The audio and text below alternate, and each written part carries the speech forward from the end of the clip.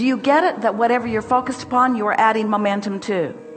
Do you get it that you can find resonance with unwanted things, and that's what momentum is? Yeah, I get that. Do you get it that when you find resonance with unwanted things, you are not resonance with wanted things, and that's why you feel negative emotion? Isn't it lovely to have a guidance system that's letting you know incrementally what you're doing so that you can just start fresh today, do your best? Esther said to us, Abraham, I refuse to accept that I have to wait clear until tomorrow to get positive momentum going again. Just because the train left the rails, does that really mean that I have to go through a whole day and then go to sleep?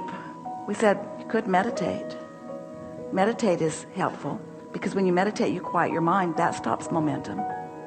Or you could find something that's always easy for you to feel good about and focus on that. You could pet your cat or your dog. There are things that you can go to that every time you go to them mentally, you find relief or absence of resistance in them. You don't have to wait until tomorrow.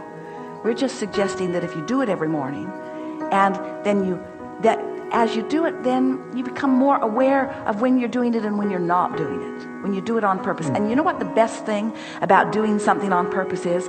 The best thing about deliberately lining up with who you really are, the best thing about identifying a desire and focusing on it and feeling good feeling emotions flowing through you while you focus upon it, the best thing about that is that as the revelations and realizations begin happening in your life, and they will, you'll recognize your part in them. That's the best part of becoming a conscious, deliberate creator, is that you'll recall, oh yeah, I remember I did a focus wheel about that. I got myself feeling really good about that. I know I left my resistance behind about that. And now here's evidence of the shift in my vibration. You all are in such a good position because you have this platform of well-being that you stand on. And you have absolute free will to focus. Freedom beyond description. And you have source energy already knowing everything that you've asked for and all that you want all queued up for you. And you have an emotional guidance system within you to let you know in every moment how you're doing. And you have this keen awareness that gets to recognize all the motion that you are making. In other words, talk about a creative experience. As sculptors, you never take a big glob of clay and just throw it down on the table and then say, oh, I thought it would turn out better than that. You want to get your hands in it. You want to convey to the medium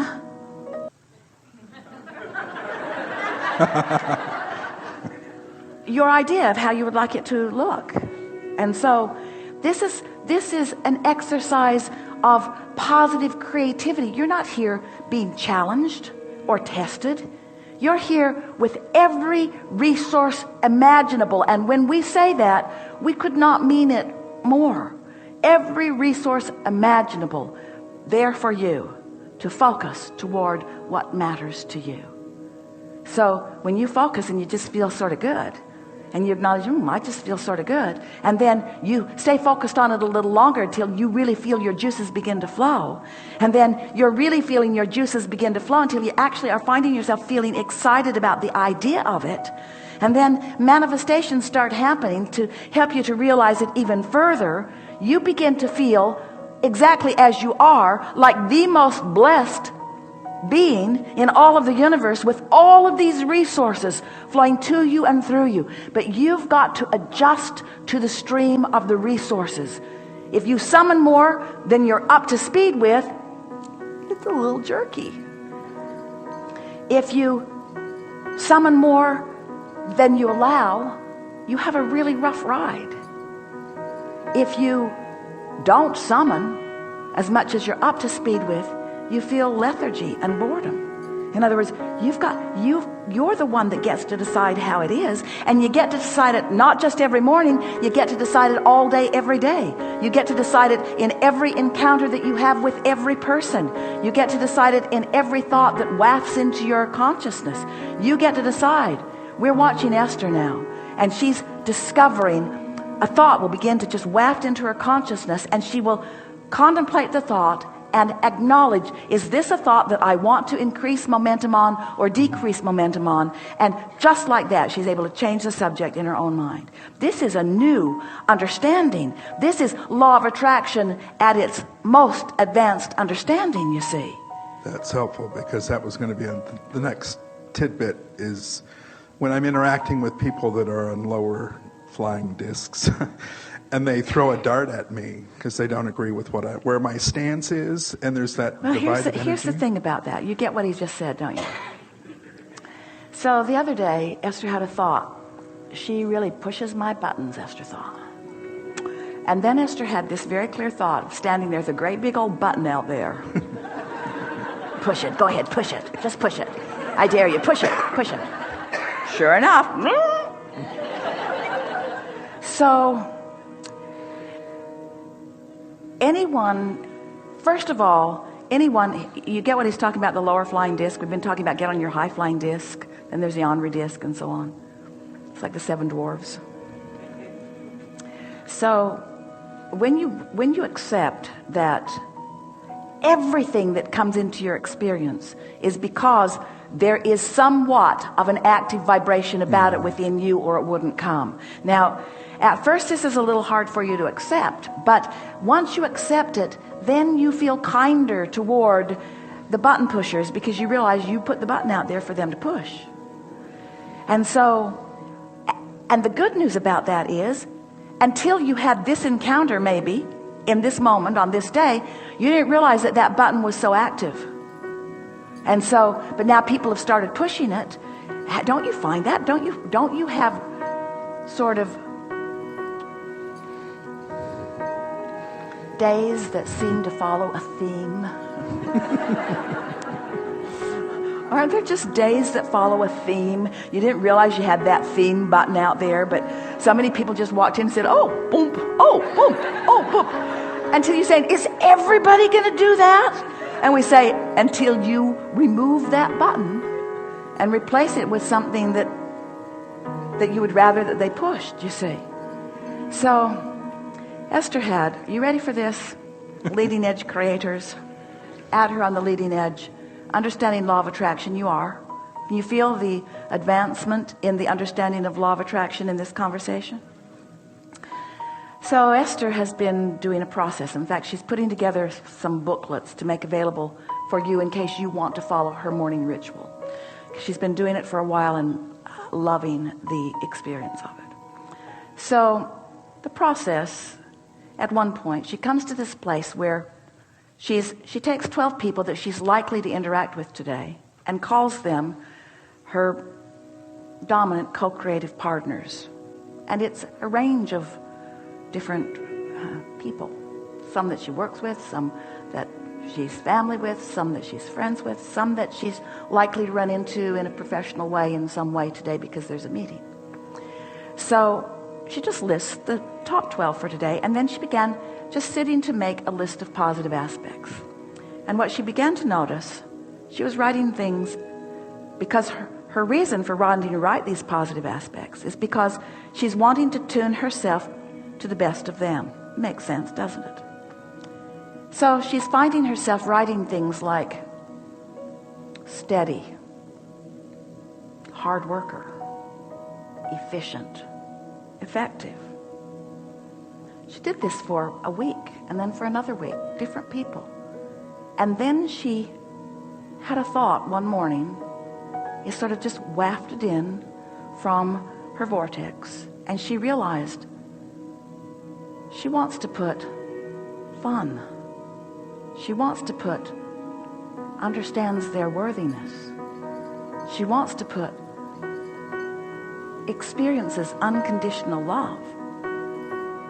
And it made her realize that she was, with all of her well-intentioned process, she was actually evoking from them some of the very things that she doesn't want to be evoked from her. In other words, are you following this a little bit?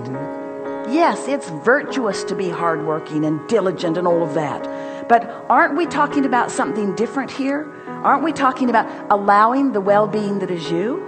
In other words, and then Esther thought, as an employer, of course she's wanting that from people who are working with her. But are those the most important things that she's wanting from them, or are they far down on the list? Are they things that are being offered anyway? What is it that Esther wants to evoke from those with whom she is interacting? And this came on the heels of a conversation that we've been having about unconditional love, about how you look out into the world and you notice a condition, let's say a good one, and then you have a good feeling response to that condition. And so, because you like to feel good, now you look out into the world for other good feeling conditions. And sometimes as you look out there for those conditions, you find a not good feeling condition. And now it feels to you like the condition needs to change so that you can feel good. And we say, isn't that the perfect definition of conditional love? And so we've been talking about what you are wanting to do is create an atmosphere, a vibrational atmosphere or climate or environment around you, so that you are offering a vibration, so that you're setting up your buttons that will be pushed by those who are coming into contact with you. You're wanting a vibrational environment, and you want to be responding to life from that, not from the conditions that are out there. Are you following this just a little bit? So when something occurs in your life experience, a good question, Esther's been asking it a lot of herself recently. All right, am I responding to a condition that's out there over which I have no control? Or am I responding to the climate that I have been practicing? And so now, you're with us, aren't you? So now, Esther's writing her list of positive aspects of people that she cares about, and realizing that she is actually placing conditions upon them. She thought, this is how we all got trained that way. This is how we got trained away from our own guidance into jumping through hoops for others. They gave us rewards for being diligent. They gave us rewards for showing up on time. In what case did anybody give you an award for having the most fun? When did they give you the award for coming in unconditional love? I know that you're here in unconditional love, but did you get anything done today? And so there's a sort of reorienting that you're wanting to do with those that you care about, you see.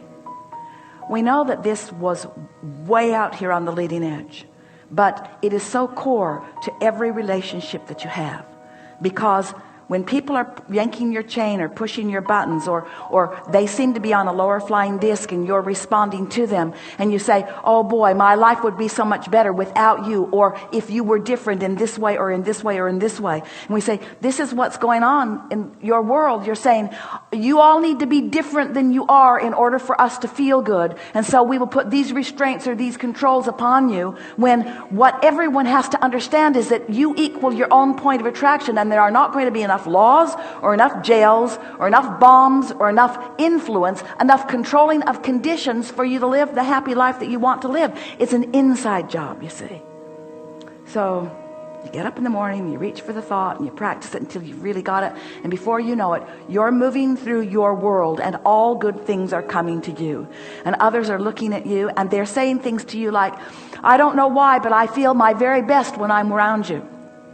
They're saying things to you like, you bring the very best out of me. I'm more brilliant when I'm with you than at any other time. I'm more funny when I'm with you than at any other time. I feel the very best when I'm with you than at any other time. Don't you want to elicit that from your mates and from your children and from your coworkers and from strangers on the street? Isn't that who you are? Isn't your point of attraction everything? And is their point of attraction any of your business at all?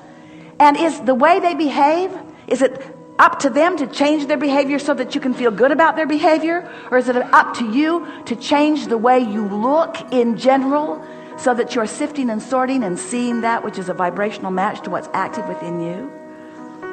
These are the secrets of the universe, friends. This is living life in the way that you have intended. Thank you.